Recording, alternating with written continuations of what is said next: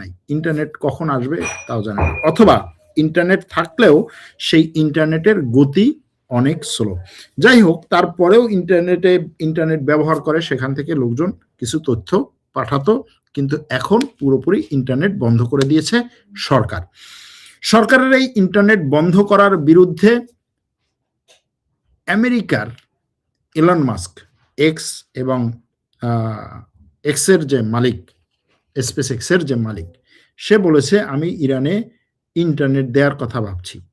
শুধু তাই না, এক্স প্ল্যাটফর্ম, যেটা টুইটার হিসাবে আগে পরিচিত ছিল, সেই এক্স প্ল্যাটফর্মে সে একটা কাজ করেছে, যেই কাজটাকে আমার কাছে মনে হয় অনেক ন্যাক্কারজনক একটা কাজ এবং অনেক মানে অধ্যত্বপূর্ণ একটা কাজ। সেটা হচ্ছে ইরানের বর্তমান যে পতাকা, সেই পতাকার মাঝখানে লাল অক্ষরে আসলে মূলত আল্লাহ লেখা, যেটা তিনি সেটাকে পরিবর্তন করে সেই পতাকার মাঝখানে একটা সিংহ এবং সূর্যের ছবি নিয়ে এসেছেন, যেটা ইরানের এই খামেনেইদের যে শাসন বা ইরান ইসলামী প্রজাতন্ত্র যখন থেকে শুরু হয় সেটার আগের শাসন আমলের পতাকাটা ছিল এরকম, ইরানের সিংহ এবং সূর্য।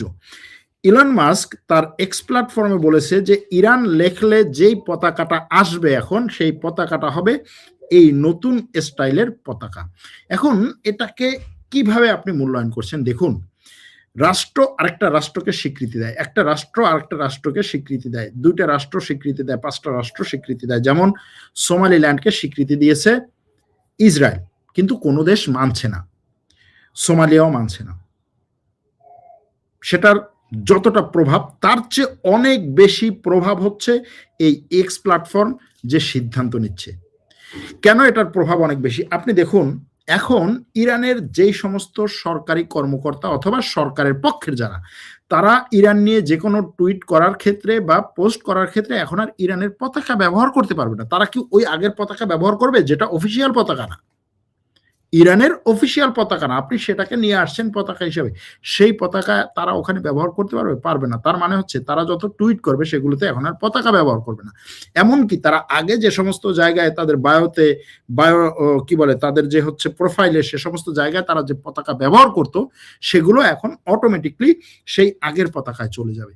কত বড় ধরনের একটা কাজ এখানে, ইরান বিরোধী কাজ এক্সের কাছ থেকে, এলন মাস্কের কাছ থেকে এসেছে। আপনি চিন্তা করে দেখুন, যেটা বলা যায় যে হচ্ছে ইসরায়েল ব্যাপক পরিমাণে টাকা পয়সা খরচ করে তারপরে হচ্ছে ইরানের মধ্যে তার প্রচুর পরিমাণে গোয়েন্দাকে তৈরি করে, সেই গোয়েন্দাদের দিয়ে এই যে বিক্ষোভটাকে উস্কে দেওয়ার যে প্রভাব, তার চেয়ে অনেক বেশি প্রভাব। এখন বুঝছেন যে এই ধরনের প্ল্যাটফর্মগুলো কেন ইসরায়েল চায়, কেন টিকটক ইসরায়েল কিনতে চায়, কেন ইসরায়েল টিকটক কেনার জন্য আমেরিকার রাষ্ট্রপতির শরণাপন্ন হয় এবং রাষ্ট্রপতি আগে টিকটককে নিষেধাজ্ঞা দেয়, তারপরে টিকটককে বন্ধ করতে চায়, তারপরে বলে বিক্রি করো আমার কাছে। আগে হচ্ছে ভেনেজুয়েলার তেলের উপরে নিষেধাজ্ঞা দেয়, তারপরে তেল সাপ্লাই বন্ধ করে দেয়, তারপরে ভেনেজুয়েলার রাষ্ট্রপতিকে নিয়ে নেয়, তারপরে ভেনেজুয়েলার সাথে বলে যে এখন ভেনেজুয়েলার তেল আমার। গতকালকে বলেছে ট্রাম্প যে ভেনেজুয়েলার তেল এখন আমার, আমি ভেনেজুয়েলার বর্তমান সরকারের সাথে একত্রে তেল সাপ্লাই দেব, একত্রে তেল উত্তোলন করব, একত্রে সেই তেল বিক্রি করব এবং টাকা খাবো। দরকার হলে সেখানে আমার দেশ থেকে কোম্পানিগুলো গিয়ে $100 বিলিয়ন ইনভেস্ট করবে। $100 বিলিয়ন কিসে ইনভেস্ট করবে? ভেনেজুয়েলার মানুষকে খাওয়াবে? জি না, ওই তেলের কোম্পানিগুলোর যেই সমস্ত কি বলে যন্ত্রাংশ, যেগুলো পরিবর্তন করা দরকার, আরো আধুনিকায়ন করা দরকার, তেলের উৎপাদন বাড়ানোর জন্য যা করা দরকার সেগুলো করবে। এবং ট্রাম্প আরেকটা কথা বলেছে, আমি ভেনেজুয়েলাতে আক্রমণ করব না, দ্বিতীয় একটা আক্রমণ করার পরিকল্পনা করছিলাম, সেটা বাতিল করলাম। কেন? কারণ হচ্ছে ভেনেজুয়েলার সরকার এখন আমার সাথে একত্রে আমার কথা মতো চলবে। এটা ট্রাম্পের কথা, আমি জানি না ট্রাম্পের কথা কতটা সত্য কতটাই, কিন্তু তার কথা। তো যাই হোক, যেটা বলতেছিলাম যে এই যে সোশ্যাল মিডিয়া প্ল্যাটফর্মগুলো একটা রাষ্ট্রের বিরুদ্ধে পুরো জিহাদ যুদ্ধ ঘোষণা করে দিয়েছে। সেখানে ইরানের সরকার এখন ইন্টারনেট বন্ধ করে দিয়েছে। এখন দেখুন, এই ইরানের বিরুদ্ধে কে কে আছে সরাসরি? ইসরায়েল ইরানের বিরুদ্ধে, আমেরিকা ইসরায়েল ইরানের বিরুদ্ধে, আমেরিকার যত কোম্পানি আছে, যতগুলো টেকনোলজিক্যাল কোম্পানি আছে সবগুলো। আর আমেরিকার টেকনোলজিক্যাল কোম্পানিগুলো তো আসলে মূলত ইরানের, ইসরায়েলের, আমেরিকার টেকনোলজিক্যাল কোম্পানিগুলোর বেশিরভাগই হচ্ছে ইসরায়েল থেকে পরিচালিত অথবা ইসরায়েলের সাথে একত্রে। সুতরাং ইসরায়েলের টেক কোম্পানিগুলো এখানে ইরানের বিরুদ্ধে কাজ করে। তো আপনি দেখুন একটা এক্স প্ল্যাটফর্ম শুধুমাত্র এই বিক্ষোভটাকে নিয়ে ইরানের রাষ্ট্রবিরোধী কি ধরনের একটা পদক্ষেপে গেল। সেখানে আপনি যদি নাসার কথা চিন্তা করেন, আপনি যদি আরো যতগুলো আমেরিকার এই ধরনের স্যাটেলাইট কোম্পানি আছে যারা বিভিন্ন দেশের স্যাটেলাইট তথ্যগুলোকে গোয়েন্দাগিরির জন্য সংগ্রহ করে, স্যাটেলাইটের মাধ্যমে আপনার দেশের ছবি তোলে, প্রত্যেকটা ভবন, প্রত্যেকটা গুরুত্বপূর্ণ জায়গার সে ছবি তুলতে পারে, সেই সমস্ত স্যাটেলাইট কোম্পানিগুলো আমেরিকাকে, ইসরায়েলকে, ইরানের কত পরিমাণ তথ্য দেয়, রাষ্ট্রের সরকারিগুলো বাদই দিলাম। এরকমটা হচ্ছে পরিস্থিতি। এই অবস্থায় ইরানের বিরুদ্ধে আছে কে? ইরানের বিরুদ্ধে আছে সংযুক্ত আরব আমিরাত। হ্যাঁ, সৌদি আরব হয়তো ইরানের বিরুদ্ধে আছে, থাকবে, কিন্তু সংযুক্ত আরব আমিরাত যতটা, সৌদি আরব হয়তোবা এখন ততটা নেই, এখন হয়তোবা ততটা নেই। সংযুক্ত আরব আমিরাত কেন? অনেকগুলো কারণে। এক হচ্ছে সংযুক্ত আরব আমিরাতের সাথে ইসরায়েলের সম্পর্কের কারণে, আরেকটা হচ্ছে সংযুক্ত আরব আমিরাতের 2-3টা দ্বীপ আছে যেগুলো সংযুক্ত আরব আমিরাত বলে যে এই দ্বীপগুলো আমার, ইরান অবৈধভাবে দখল করে আছে। বড় দ্বীপ, ছোট দ্বীপ, মাঝারি দ্বীপ, এরকম দ্বীপের নাম আছে, 3-4টা দ্বীপ আছে। সংযুক্ত আরব আমিরাত বলছে এগুলো আমার, ইরান দখল করে নিয়েছে, এগুলোকে ইরানের দখল মুক্ত করার জন্য যা করা দরকার আমি করব। এখন এই যে সংযুক্ত আরব আমিরাত এখানে শক্তি প্রয়োগের চিন্তা ভাবনা করছে, সেক্ষেত্রে যদি ইসরায়েল ইরানের বিরুদ্ধে একটা বড় ধরনের, ইসরায়েল এবং আমেরিকা সরাসরি কোনো যুদ্ধে যেতে চায়, তাহলে সেক্ষেত্রে সংযুক্ত আরব আমিরাত এটা সাথে থাকবে, কাতার থাকবে এটা মনে হচ্ছে, সৌদি আরব থাকবে, এগুলো থাকবে, কালকে বলেছি। কিন্তু এখানে আরেকটা বিষয় আছে, সেটা হচ্ছে সৌদি আরব। যে ক্ষমতার ভারসাম্য, মধ্যপ্রাচ্যে ক্ষমতার ভারসাম্যের ক্ষেত্রে সৌদি আরবের অবস্থান এবং সৌদি আরবের প্রভাব অনেক বড়। দেখুন, সৌদি আরব জাস্ট হচ্ছে জানুয়ারির 3 তারিখ বলল যে আমি ইয়েমেন থেকে সংযুক্ত আরব আমিরাতের যা আছে সবকিছুকে নিয়ে চলে যাওয়ার জন্য 24 ঘন্টা সময় দিলাম। সংযুক্ত আরব আমিরাত বললো আমার ওইখানে কেউ নেই। তারপর সৌদি আরব বললো আছে, যদি তুমি না সরাও আমি আক্রমণ করব। সংযুক্ত আরব আমিরাত তার সৈন্যদেরকে সরালো, তারপরে তার সমর্থিত সেখানে যে এসটিসি, সাউদার্ন ট্রানজিশনাল কাউন্সিল, তাদেরকে আস্তে আস্তে সরিয়ে নিল সৌদি আরব সমর্থিতদের জায়গা থেকে। তাতেও হলো না, সৌদি আরব বললো যে এদেরকে এই দেশেই রাখা যাবে না। এমনকি সংযুক্ত আরব আমিরাতের হয়ে লোহিত কি বলে সংযুক্ত আরব আমিরাতের হয়ে তারপরে হচ্ছে ভারত মহাসাগরে তাদের যে একটা দ্বীপ ছিল ইয়েমেনের, সেই দ্বীপটা যারা তারা দখল করে রেখেছিল এসটিসি, সেই দ্বীপটা পর্যন্ত তারা ছেড়ে দিয়েছে। শুধু তাই না, সর্বশেষ হচ্ছে আজকে সংযুক্ত আরব আমিরাতের সমর্থিত ইয়েমেনের সশস্ত্র আক্রমণ চালানো বা সশস্ত্র লড়াই চালানো যে বাহিনীটি এসটিসি, তারা নিজেদেরকে বিলুপ্ত ঘোষণা করছে যে আমরা নাই। 2 দিন আগে তারা বলছিল যে আসো আমরা হচ্ছে 2 বছরের একটা ট্রানজিশনাল পিরিয়ড ঘোষণা করি, এই অন্তর্বর্তীকালীন সময়ে হচ্ছে আমরা আলোচনা করব দেশের উন্নয়নের জন্য কি করা যায়, দেশের জন্য কি করা যায়, রাষ্ট্রের জন্য কি করা যায়, আমরা যে 3টা পক্ষ আছি, আরব আমিরাত সমর্থিত পক্ষ, সৌদি সমর্থিত পক্ষ, ইরান সমর্থিত পক্ষ, আমরা একত্রে কাজ করব। সৌদি বলছে এই সমস্ত ফাজলামি কথাবার্তার কোনো দরকার নেই, এগুলোর কোনো ভ্যালু নাই, তুই বাতিল হয়ে যা, তুই শেষ হয়ে যা, তুই নিঃস্ব হয়ে যা। ও নিঃস্ব হয়ে গেছে।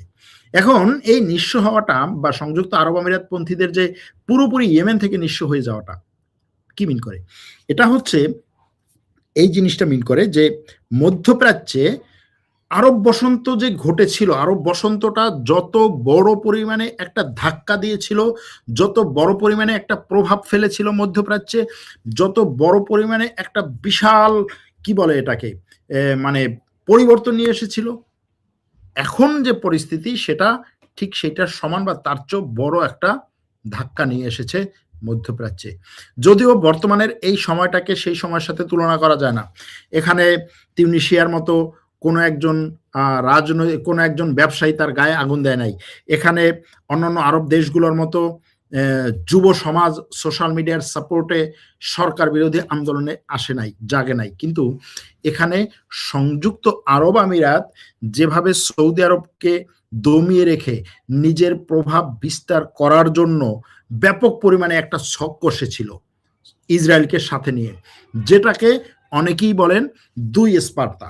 এই 2 স্পার্তার যে মূল পরিকল্পনা ছিল, সেই পরিকল্পনাটা এখন অন্তত এই সময় এসে সৌদি আরব এবং মিশর একই সাথে বলা যায় ইরান এবং তুরস্ক, তারা বুঝতে পেরেছে, তারা ধরতে পেরেছে যে এখানে এই দুই স্পার্তা বড় ধরনের মিশনে নেমেছে।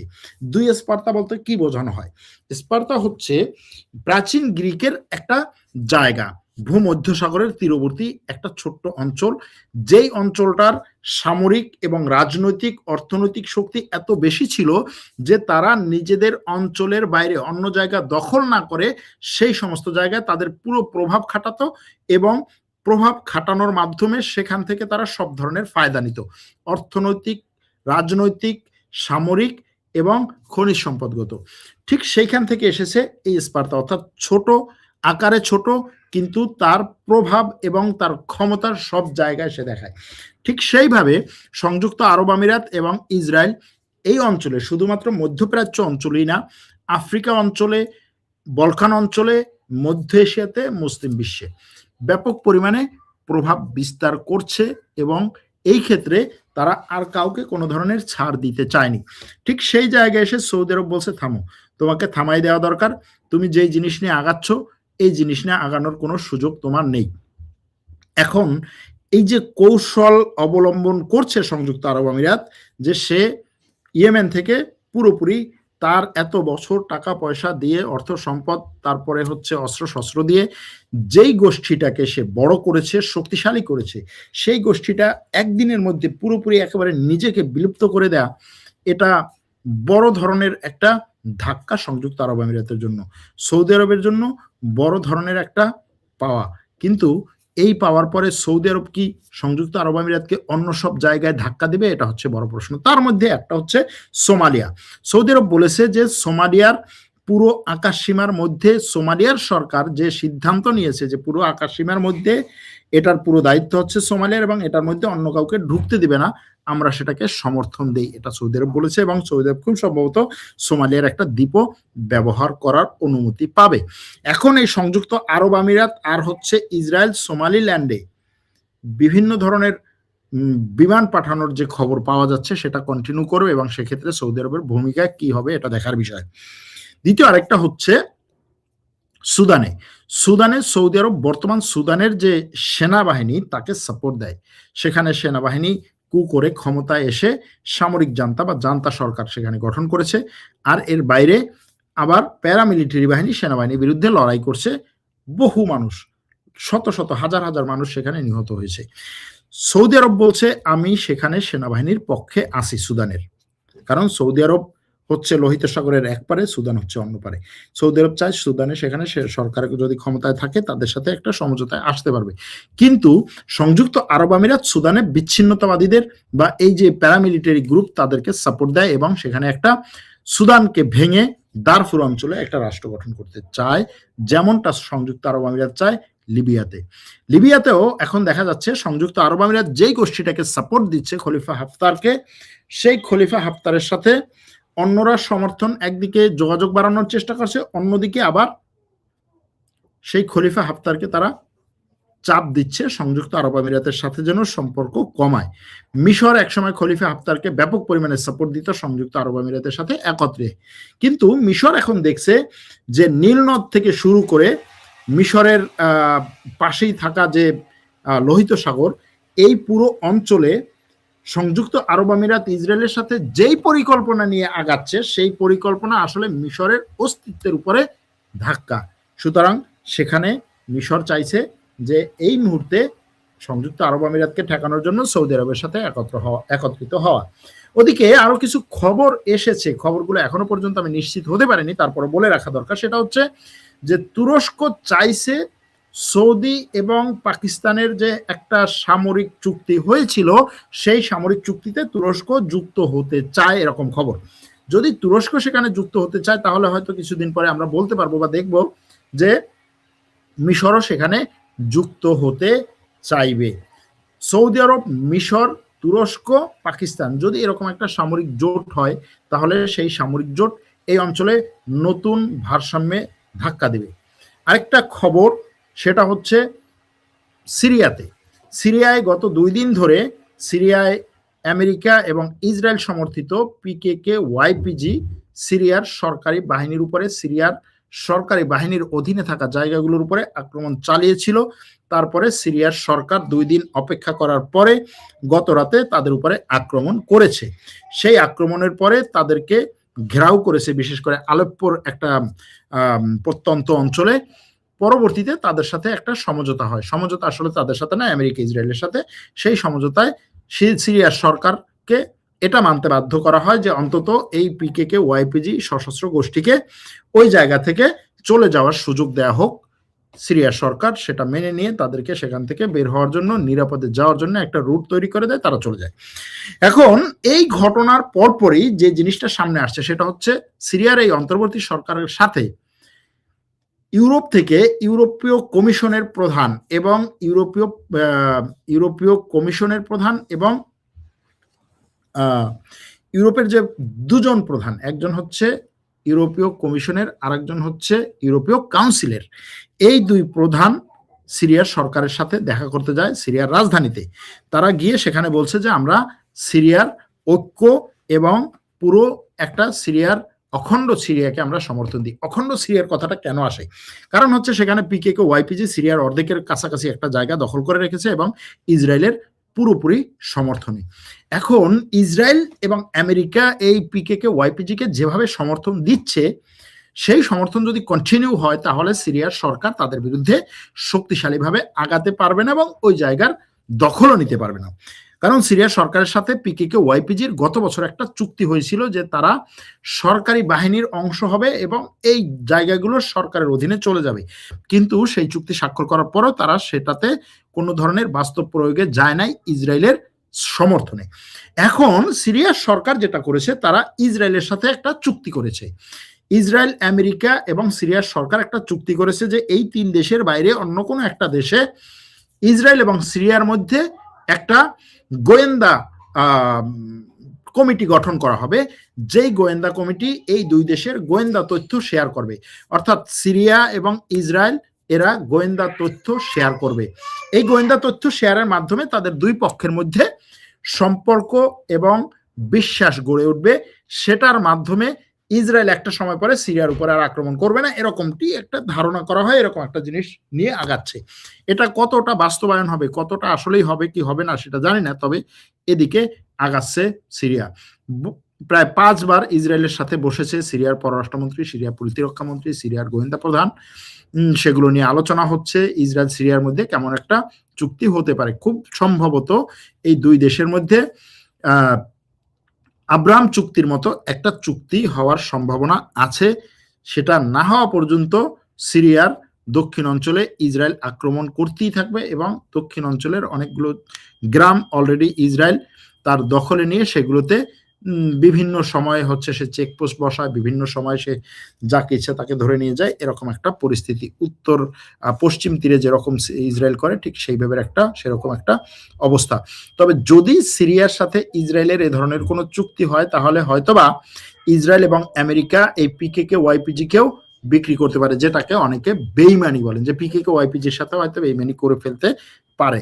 তবে মনে হয় না খুব সহজে এত দ্রুত হচ্ছে পিকেকে ওয়াইপিজিকে তারা ছেড়ে দিবে, কারণ এইগুলো হচ্ছে তাদের হাতের টুল। এই টুলগুলোকে তারা ব্যবহার করবে, হাতের